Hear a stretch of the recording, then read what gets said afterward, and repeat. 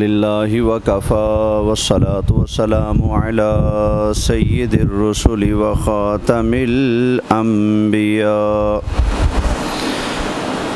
وعلى آله وأصحابه أجمعين.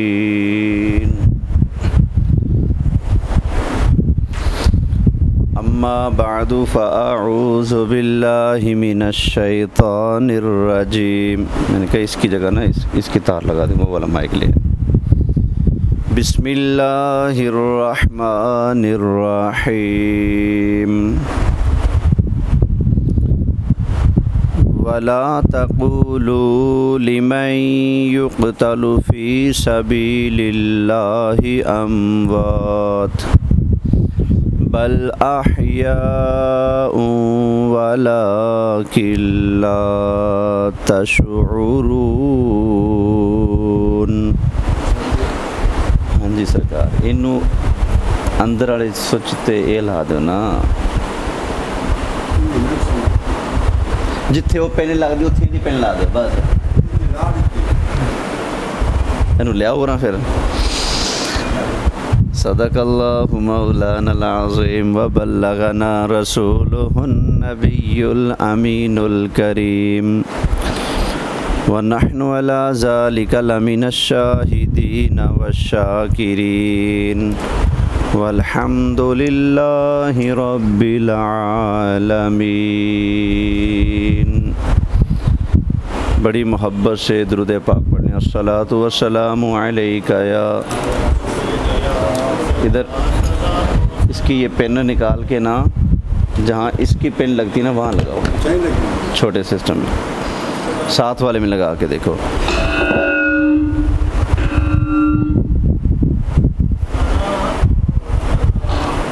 بندہ لڑائیاں تو علاوہ کوئی شے سکھ لوے نا. الصلاۃ والسلام علیک یا امام الانبیاء والمرسلین وعلى آلك وأصحابك يا جد الحسن والحسين. بلغ العلا بكماله كشف الدجى بجماله حسنت جميع خصاله صلوا عليه وآله. يا صاحب الجمال ويا سيد البشر من وجهك المنير لقد نور القمر لا يمكن الثناء كما كان حقه بعد از خدا بزرگ توی قصہ مختصر. انتہائی قابل صد احترام حاضرین کرام، میرے دوستو بزرگوں،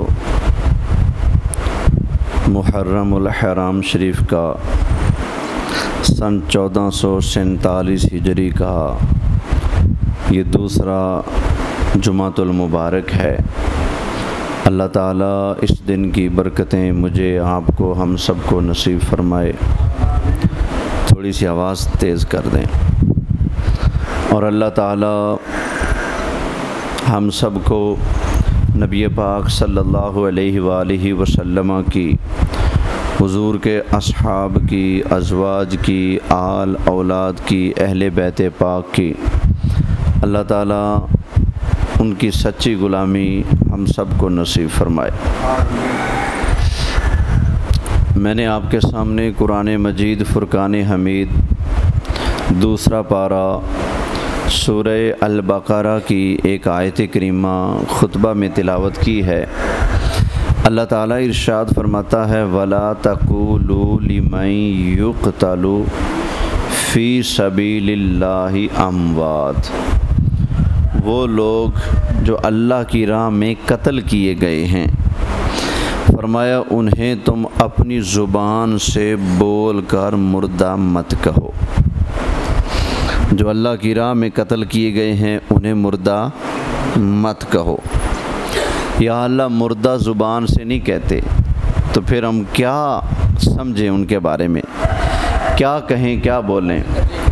تو فرمایا بل احیاء، بلکہ وہ زندہ ہیں، شہید کیا ہیں؟ زندہ ہیں، ولیکن لا تشعرون، لیکن تم ان کی زندگی کا شعور نہیں رکھتے، سمجھ نہیں سکتے تم۔ شہید ہیں کیا؟ زندہ۔ شہید کیوں زندہ ہے؟ اس لیے کہ اس نے اپنی جان اللہ کی راہ میں دی ہے۔ جو اللہ کی راہ میں ایک جان دے وہ زندہ، تو جو اللہ کی راہ میں سب کچھ دے، کیا خیال ہے وہ بھی زندہ ہے کہ نہیں؟ بولیں۔ عجیب بات ہے، لوگ نبی پاک علیہ السلام کے نام پر مرنے والے شہیدوں کو تو زندہ مان لیتے ہیں، لیکن نبی پاک علیہ السلام کو زندہ نہیں مانتے، حالانکہ شہید نے تو ایک جان دی ہے نا، اور نبی پاک علیہ السلام نے کیا کیا کچھ اللہ کے نام پر دیا ہے۔ میں اپنی طرف سے کہوں تو بے شک کوئی نہ مانے، میں اللہ کا قرآن سنا دیتا ہوں۔ 8واں پارہ ہے، سورہ انعام ہے۔ اللہ تعالیٰ نبی کریم علیہ السلام کی مبارک زبان سے ایک اعلان کرواتا ہے۔ اللہ تعالیٰ نے ارشاد فرمایا، حبیب پیارے اپنی مبارک زبان سے اعلان فرما دیجئے، قل ان صلاتی و نسکی و محیای و مماتی للہ رب العالمین۔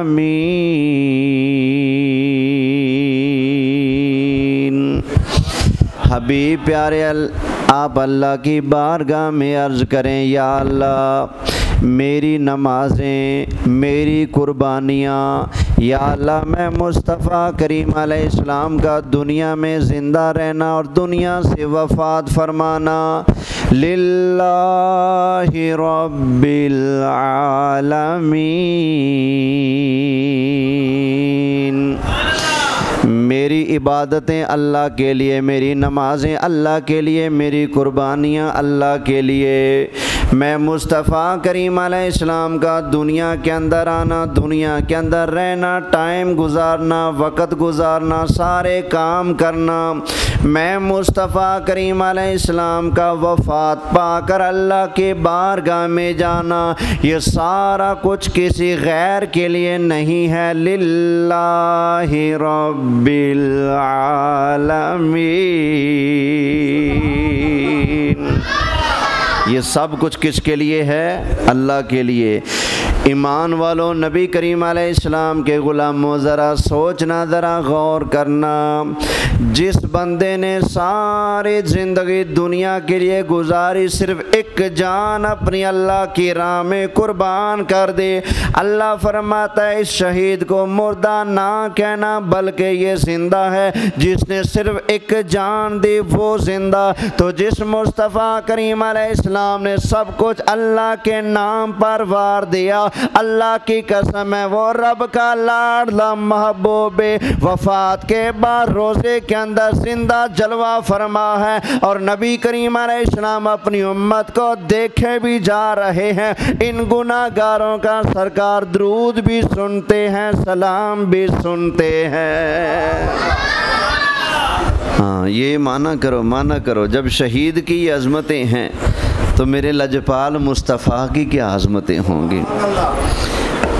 میں نے ایک دفعہ جمعہ کے خطاب میں نا یہ شہید والی آیت پڑھی، اور میں نے کہا جب شہید زندہ ہیں تو نبی کیوں نہیں زندہ؟ ہمارا بیان آپ کو پتہ ہے پھر وہ نیٹ پر جاتا ہے تاکہ اور لوگ بھی سن سکیں۔ یہاں چند 100 سنتے ہیں، وہاں ہزاروں سنتے ہیں، تو اس لیے ہم فائدے کا سودا کرتے ہوئے یہ بیان اپلوڈ کر کے نیٹ پر بھیجتے ہیں، اپلوڈ کرتے ہیں۔ تو وہاں ایک نا سڑے ہوئے بندے نے کمنٹ کیے، ایک ہوتا ہے جسم دا سڑیا، ایک ہوتا ہے ایمان نو سڑیا۔ بٹھا گل ہویا۔ وہ کہنے لگا تمہیں نبی کو زندہ ثابت کرنے کے لیے تمہارے جھگے میں شہید والی آیت کے علاوہ ہے ہی کیا؟ تمہارے پاس نبی کو زندہ ثابت کرنے کے لیے اس کے علاوہ اور کچھ نہیں ہے۔ تو آج میں کہتا ہوں بچوں اگر تو سن رہا ہے تو میں الحمدللہ قرآن کی 40-50 آیتیں پڑھ سکتا ہوں۔ یہ نہ کہنا کہ صرف شہیدوں والی آیتیں ہمارے پاس ہیں۔ ڈائریکٹ نبی پاک کی شان و عظمت، سرکار کی حیات جہاں سے ثابت ہوتی ہے، میں وہ آیتیں بھی سنانے کے لیے تیار ہوں۔ اس لیے ڈنڈی نہ مار، برکت کے لیے صرف ایک آیت کریمہ پڑھ دیتا ہوں۔ بولیں سبحان اللہ، پھر بولیں سبحان اللہ۔ سنا دوں مشہور زمانہ آیت۔ اللہ تعالیٰ نے ارشاد فرمایا وَمَا أَرْسَلْنَاكَ إِلَّا رَحْمَةً لِّلْعَالَمِينَ۔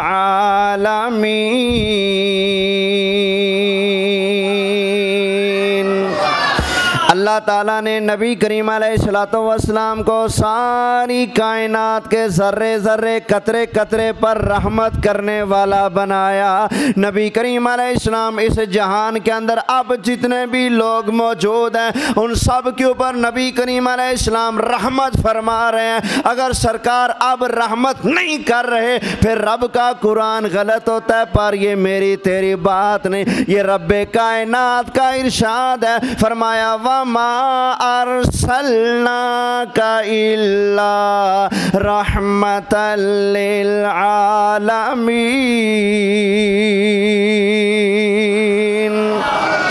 نبی کریم علیہ السلام ہر آن ہر گھڑی کائنات کے ذرے ذرے پر قطرے قطرے پر چپے چپے پر رحمت فرما رہے ہیں۔ رب نے عقل دی ہے، ذرا غور کرو، اگر نبی کریم علیہ السلام زندہ نہیں ہے سرکار رحمت کیسے فرمائیں گے؟ ماننا پڑے گا تو زندہ ہے واللہ، تو زندہ،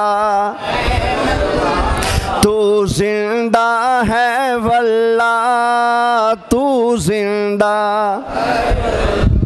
تو زندہ ہے واللہ، تو زندہ ہے واللہ، میرے چشم عالم سے چھپ جانے والے۔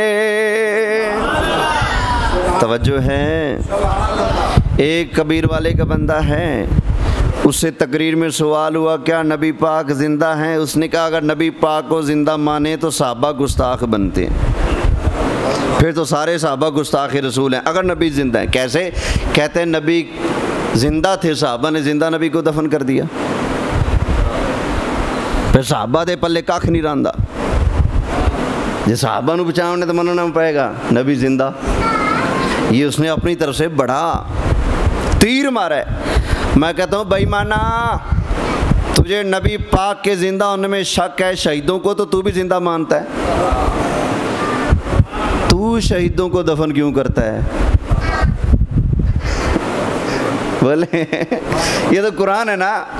فرمایا وَلَا تَقُولُوا لِمَن يُقْتَلُ فِي سَبِيلِ اللَّهِ أَمْوَاتٌ۔ فرمایا خبردار لوگوں شہیدوں کو اپنی زبان سے مردہ نہ کہنا۔ کیوں؟ فرمایا بل احیاء ولکن لا تشعرون۔ یہ زندہ ہیں، تمہیں شعور ہے؟ اور میں نے کہا یہ کہانی لوگوں کو ڈال کر لوگوں کا دماغ خراب کرنے والے شہیدوں کو تو بھی زندہ مانتا ہے، تو کیوں شہیدوں کو دفناتا ہے؟ تو کہتے جی شہید زندہ ہے لیکن ان کی زندگی ہماری آنکھوں سے پردے میں ہے، ہمارے سامنے وہ شہید ہو چکا ہے۔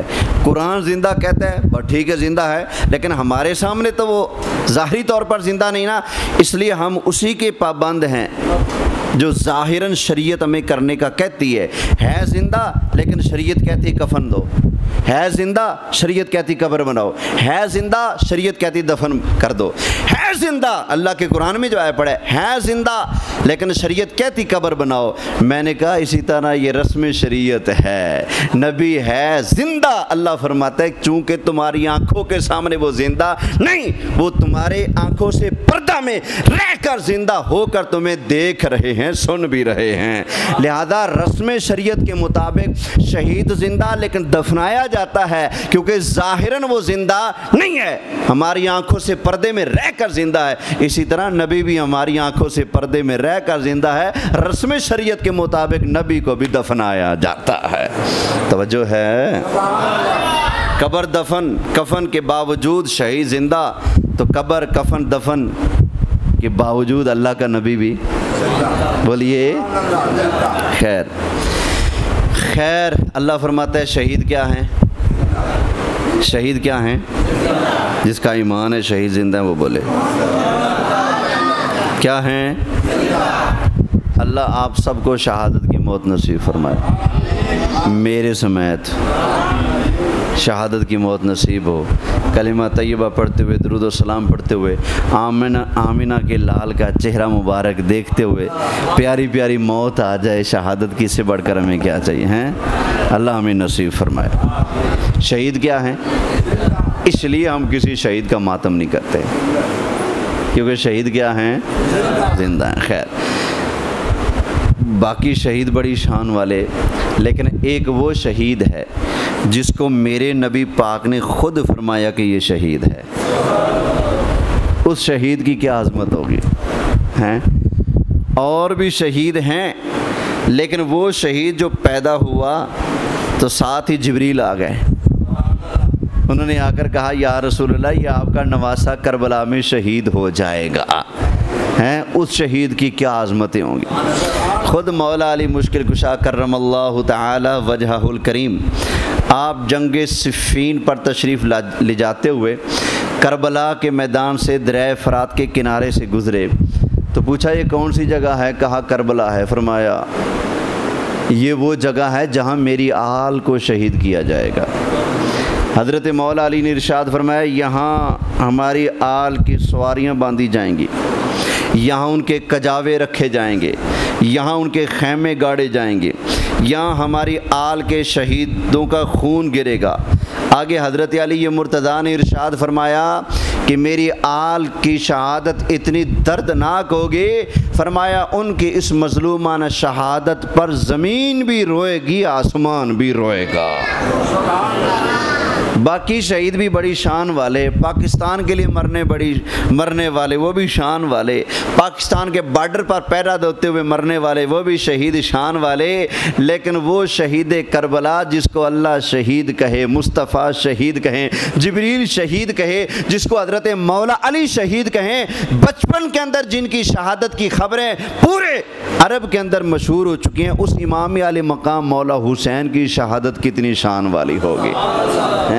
کسی کے شہید ہونے پر گھر والے روتے ہیں، کسی کے شہید ہونے پر محلے والے روتے ہیں، کسی کے شہید ہونے پر دوست احباب پیارے روتے ہیں، لیکن حضرت امام حسین رضی اللہ تعالیٰ عنہ آپ کی اور آپ کے کنبے والے کی وہ مظلومانہ شہادت ہے کہ آپ کی شہادت پر زمین بھی روئی ہے، آسمان بھی رویا ہے۔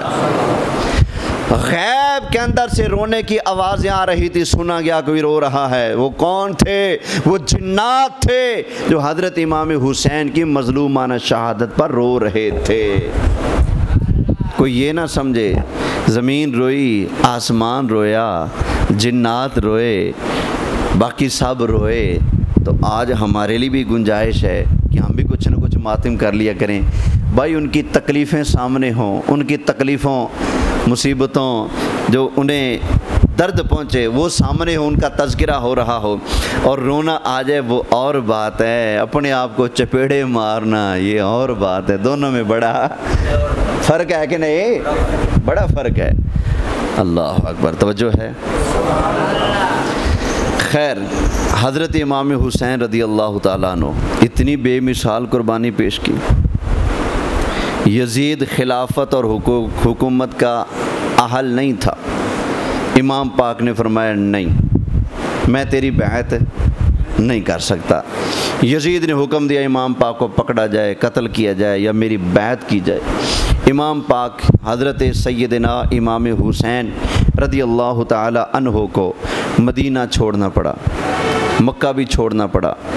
بالآخر آپ کوفہ کی طرف روانیوں کے بار بار خط آ رہے تھے، ہم آپ کے غلام ہیں، ہم آپ کے شیعہ ہیں، ہم آپ کے وفادار ہیں، ہم آپ کے محب ہیں۔ یہ لفظ ایک بول گیا ہوں، کسی کو چبھ گیا ہو تو اس کی اپنی مرضی، کتابوں میں یہی لکھا ہے۔ ہم آپ کی پارٹی ہیں، ہم آپ کے گروپ ہیں، ہم آپ کی جماعت ہیں، ہم آپ کے شیعہ ہیں، ہم آپ کے محب ہیں، ہم آپ کے غلام ہیں، ہم آپ کے دیوانے، ہم آپ کے مستانے۔ آپ اشارہ کریں، ہم گردنیں وار دیں گے، ہم جانیں وار دیں گے، ہم بچے وار دیں گے، ہم نسلیں قربان کر دیں گے اگر آپ نہ کربلا میں ہمارے پاس قیامت والے دن اللہ نے پوچھ لیا تم نے یزید کو کیوں مانا، تو ہم کہیں گے یا اللہ تیرے نبی کے نواسے کو ہم نے بلایا، خط لکھ کے بلایا، قسمیں دے دے کر بلایا، کلمے قسمیں کی واسطے ڈال ڈال کر بلایا۔ تیرے نبی کا نواسا ہماری راہبری کرنے کے لیے، ہماری رہنمائی کرنے کے لیے، ہماری ترجمانی کرنے کے لیے، ہمارے رہنمائی کرنے کے لیے، ہماری ہدایت کے لیے ہمارے پاس جلوہ گار نہیں ہوئے تو قصوروار آپ ہوں گے قیامت والے دن۔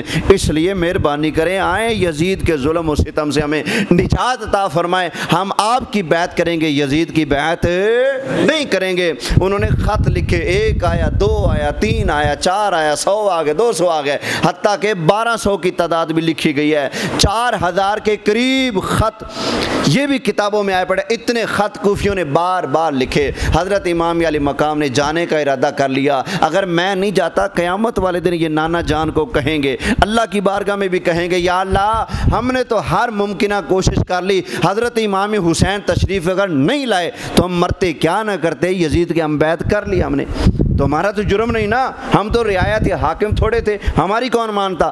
تو امام علی مقام کو مجبوراً جانا پڑا۔ نبی کے وفادار صحابہ نے حضرت امام حسین رضی اللہ تعالی عنہ کو روکنے کی ہر ممکنہ کوشش کی کہ مہربانی کریں نہ جائیں۔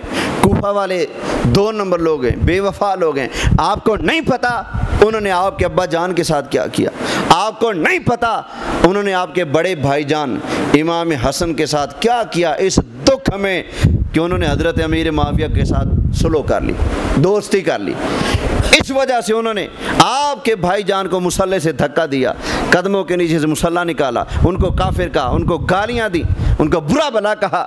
آپ ان کے پاس جا رہے ہیں، فرمایا میرا جانا مجبوری ہے، اگر میں نہیں جاتا تو ان کے اوپر حجت قائم نہیں ہوگی۔ جب حجت قائم نہیں ہوگی یہ تو دا لگا کے بچ جائیں گے قیامت والے دن، ہمارا کیا قصور، کوئی آیا ہی نہیں۔ توجہ ہے، ان 2 نمبروں کا کیا پتا قیامت والے دن بھی کیا منہ کھول لیں۔ پھر فرمایا میرا جانا مجبوری ہے۔ بہرحال آپ نے صحابہ کرام کے مشورے پر حضرت مسلم بن عقیل بن ابی طالب رضی اللہ تعالی عنہما ان کو روانہ فرمایا، جاؤ حالات معلوم کرو۔ وہ تشریف لے گئے، کوفہ کے حالات سارے دیکھے۔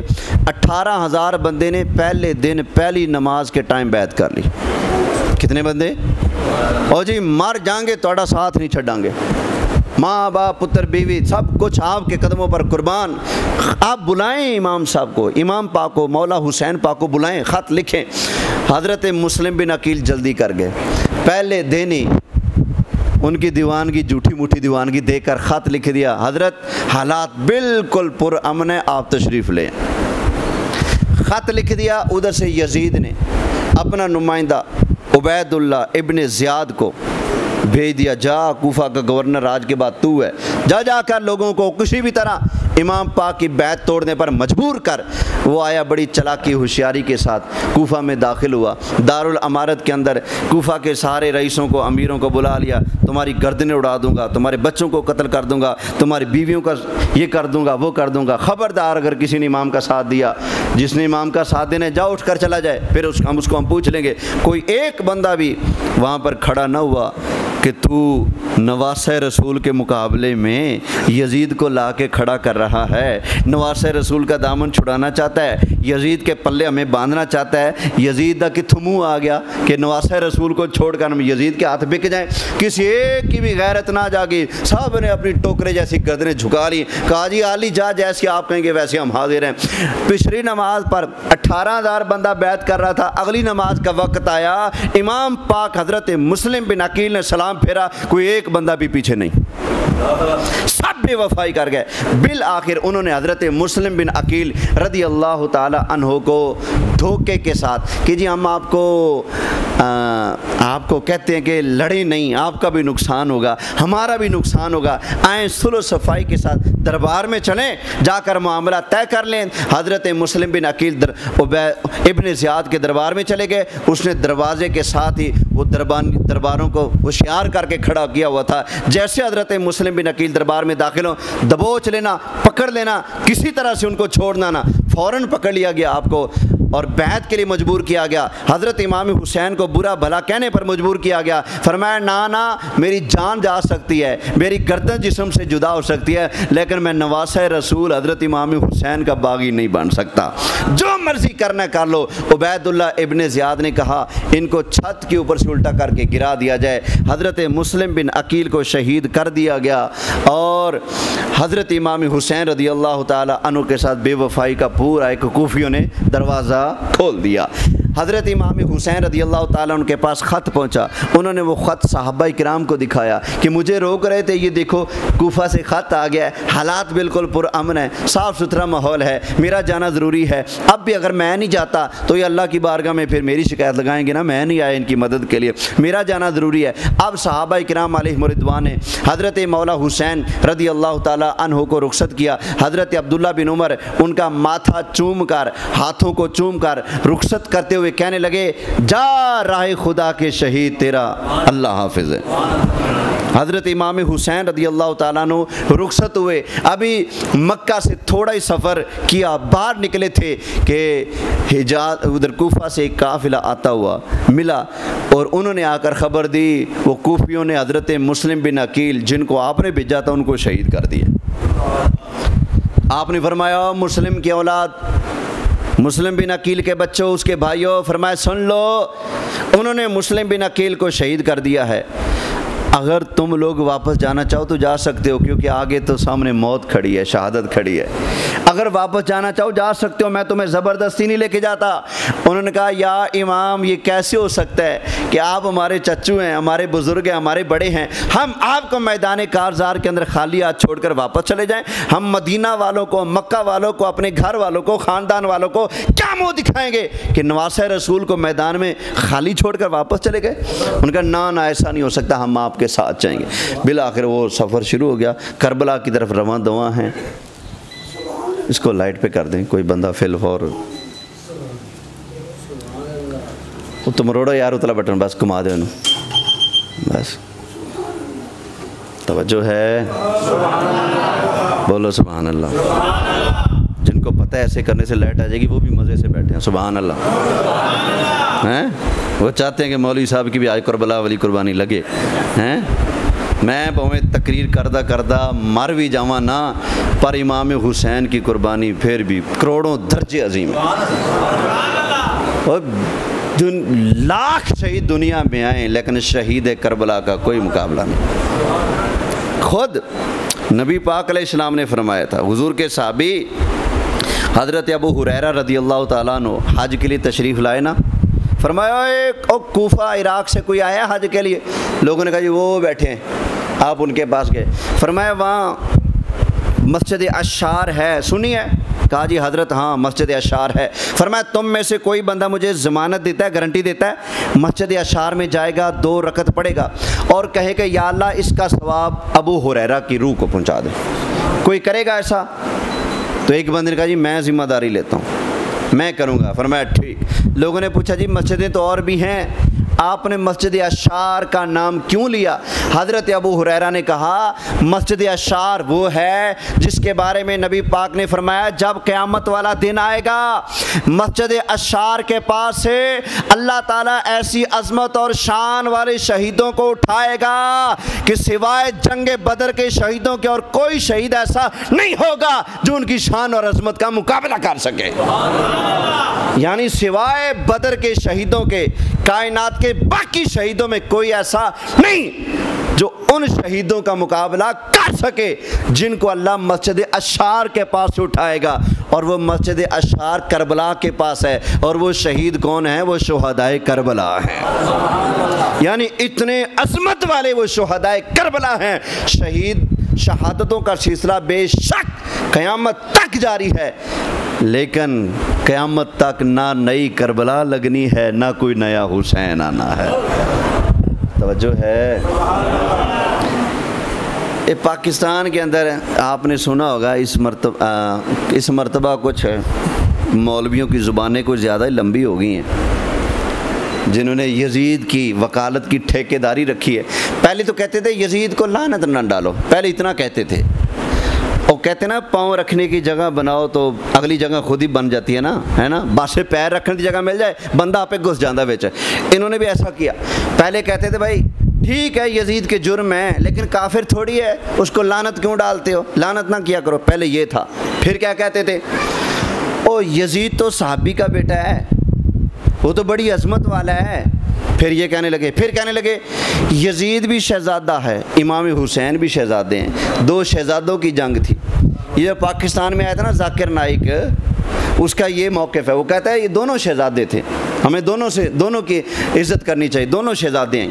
اور اب کہتے ہیں امام حسین مجرم تھے، یزید حق پہ تھا، امام حسین اس لائق تھے کہ انہیں قتل کر دیا جائے، ان کو سزا دی جائے۔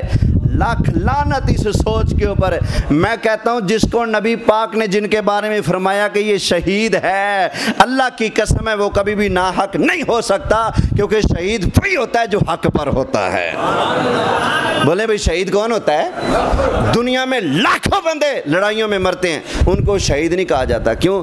آپس کی ذاتی لڑائی ہو رہی ہوتی ہے، ذاتی لڑائی میں کوئی بندہ شہید، بولو ذاتی دشمنی میں بندہ مارا جائے وہ شہید، خودکشی کرنے والا شہید۔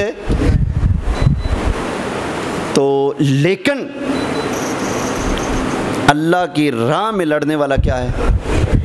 کیوں وہ کس کے لیے لڑ رہا ہوتا ہے؟ اللہ کے لیے، حق کے لیے لڑ رہا ہوتا ہے۔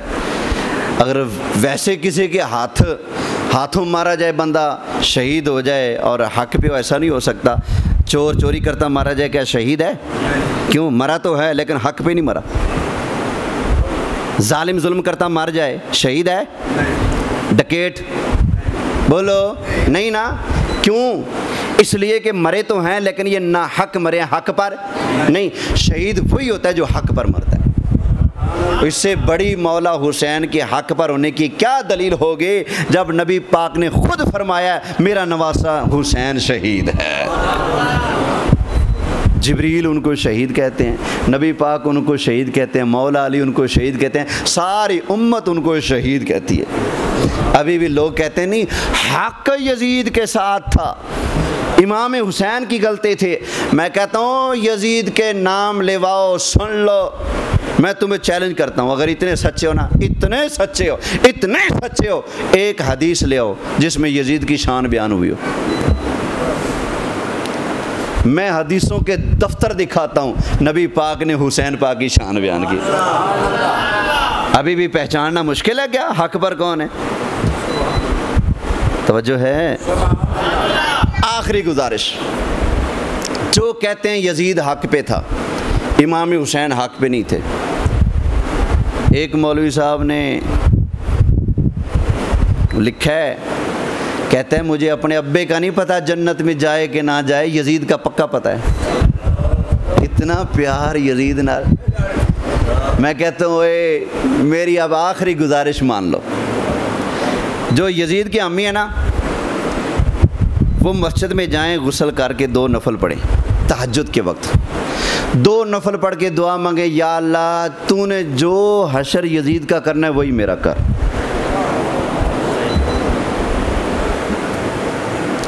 جو حشر باویں چنگا کرنا ہے، پاویں گندا کرنا ہے، پاویں لتر لوجن، پاویں انعام لبن، جو یزید نال بیتے اوہی میرے نال بیتے، جتھے یزید نو تننا ہے مولا اتھے مینو تن۔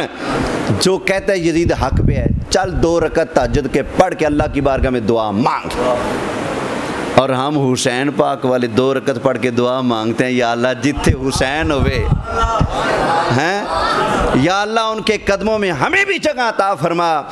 پھر دیکھتے ہیں کون ہے خوشی سے دعا مانگنے والا۔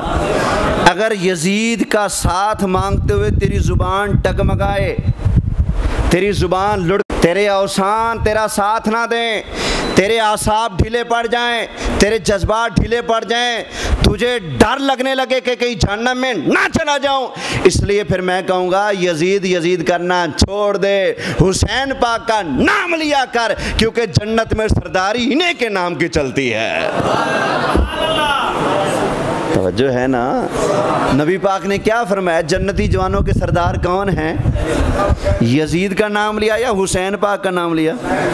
ہاں جی، پورے ذخیرہ حدیث میں ایک بھی حدیث نہیں جس میں یزید کی شان بیان ہو، بلکہ یزید کے بارے میں کیا حدیث آئی ہے میں سنا دیتا ہوں، پہلے سنائی تھی، اگرچہ روایت پر تھوڑا کلام ہے لیکن سن لیں۔ یزید کے کرتوت اس روایت کی صحت کے ضامن ہے۔ یزید کا جو کردار ہے نا، اس کے کردار نے بتا دیا، روایت اگرچہ کمزور ہے لیکن یہ صحیح ہے۔ کیوں؟ یزید کا کرتوت، کردار، منہ بولتا ثبوت ہے کہ یہ روایت صحیح ہے۔ وہ روایت کیا ہے؟ نبی پاک علیہ السلام سے منسوب ایک حدیث ہے۔ کیا؟ آقا علیہ السلام نے فرمایا اول من یبدل سنتی فہو یزید، فرمایا جو بدبخت سب سے پہلے میں مصطفیٰ کی سنت کو تبدیل کرے گا، فرمایا اس کا نام یزید ہوگا۔ حضور کی سنت کو مٹانے، بدلنے، تبدیل کرنے والے کا نام کیا ہے؟ بولیں یزید۔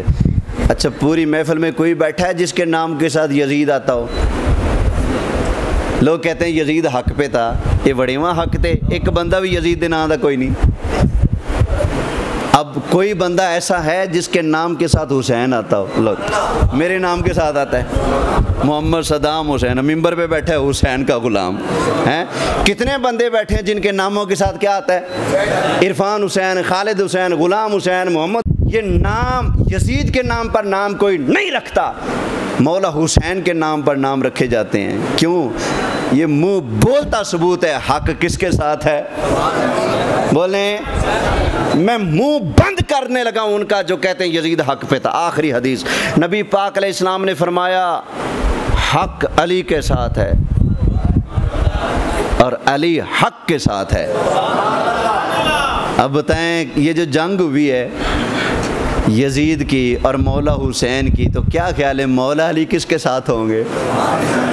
ہیں مولا حسین کے ساتھ نا، تو پھر جدھر حق ہے ادھر ہی آل رسول ہے۔ نبی پاک نے کیا فرمایا؟ ذرا یاد تو کرو نا، یاد کرو قبر میں جانا ہے، اس سے پہلے حدیث میں سنا رہا ہوں تمہیں مرنے سے پہلے، یاد رکھنا۔ نبی پاک نے فرمایا میں 2 چیزیں چھوڑ کے جا رہا ہوں، ان کا دامن گھٹ کے پھڑ لو، کوئی تمہیں گمراہ نہیں کر سکے گا۔ کیا فرمایا؟ ایک اللہ کا قرآن اور ایک میں مصطفیٰ کی آل۔